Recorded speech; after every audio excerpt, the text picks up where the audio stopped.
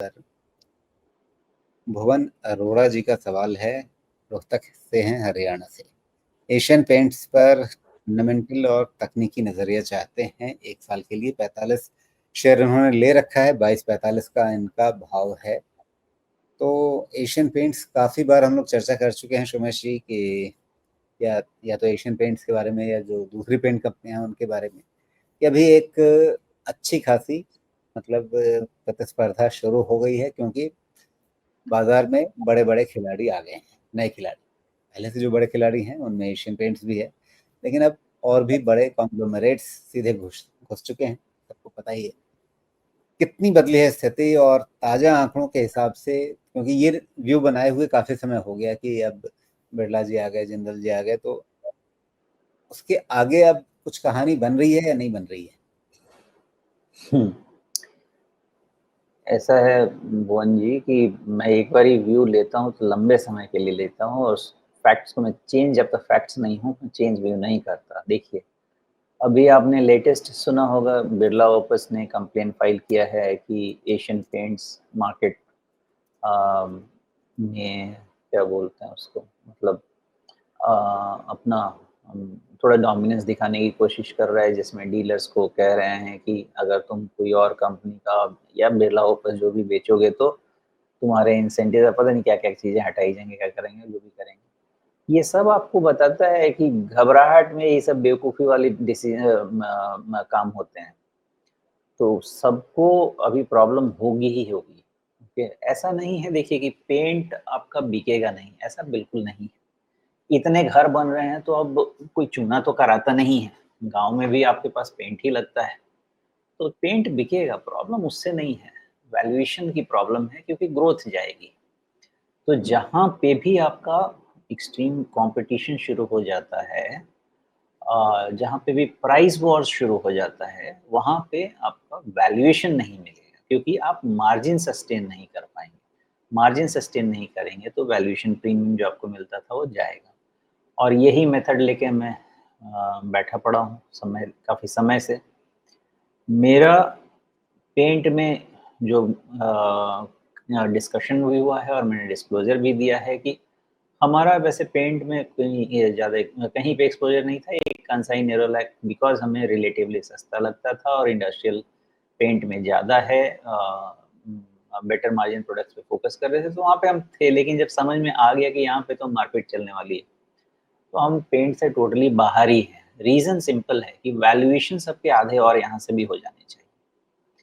क्योंकि इतने price war में 50-40 टाइम का प्राइस अर्निंग मल्टीपल सस्टेन करना मुझे नहीं लगता पॉसिबल है। इसमें वायर्स एंड केबल्स में, इन सब में आपका वो, अगर 20 से 30 पीई पे सब आ गए, तो एटलीस्ट वहाँ से आपका डाउनसाइड रिस्क अरेस्ट होना शुरू हो जाएगा। अभी तो डाउनसाइड रिस्क ही अरेस्ट नहीं हुआ है मेरे हिसाब से। इसलिए पेंट पे मेरा व्यू नेगेटिव था, है और रहेगा। ओके, जब तक मुझे ये समझ में नहीं आ जाए कि जो ये ग्रोथ दे पाएंगे उसके अगेंस्ट इनके वैल्यूएशन रीजनेबल हो गए, जो नहीं हुए हैं, यहाँ से भी आधे आधे हो जाएं, तो मुझे कोई किसी तरह का इन पे क्या बोलते हैं उसको, सरप्राइज नहीं होगा। ओके, तो यही है मेरा पेंट पे जी। तो फंडामेंटल व्यू फंडामेंटल तो व्यू। क्लियर है कि अभी ये सेक्टर आपको इन्वेस्टमेंट के लायक तो नहीं दिख रहा है।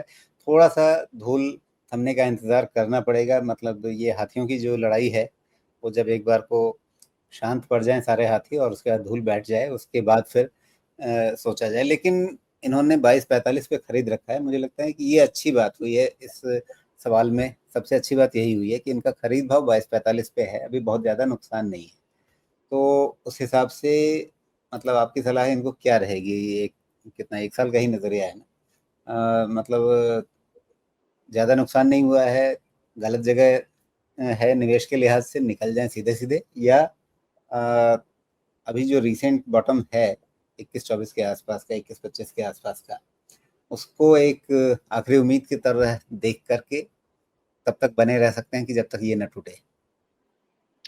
मेरी परेशानी यही है राजू जी कि मैं इनको चाह के भी सलाह तो दे ही नहीं सकता। मैं इनको पूरे तरीके से समझाने की कोशिश करता हूँ कि कैसे इनको अपनी सोच रखनी चाहिए। देखिए, पहला आप ना छोटे डेटा पे देखिए एशियन पेंट्स का।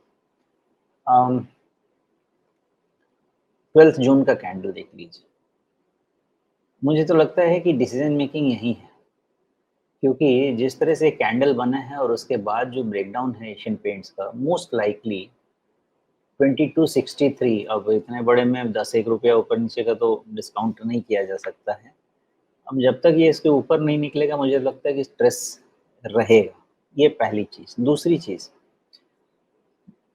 क्योंकि काफ़ी समय से मतलब 2500 से गिरा, फिर उसके बाद कंटिन्यूअस गिर ही रहा है, तो कहीं न कहीं ओवरसोल्ड स्थिति भी आ सकती है। जो पीछे वाला बॉटम था ना 2130 के आसपास, हो सकता है कि यहाँ पे एक ओवरसोल्ड स्टेटस आए और यहाँ से थोड़ा-सा बाउंस मिले, लेकिन वो शॉर्ट कवरिंग बाउंस होगा।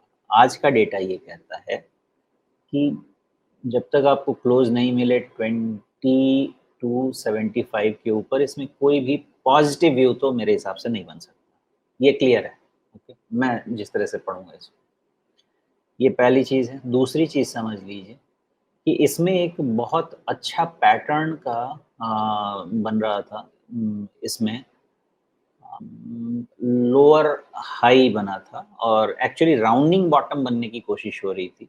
जिस बॉटम का हाई बना था आपका 2491 का, करीब-करीब 2500 का। ओके।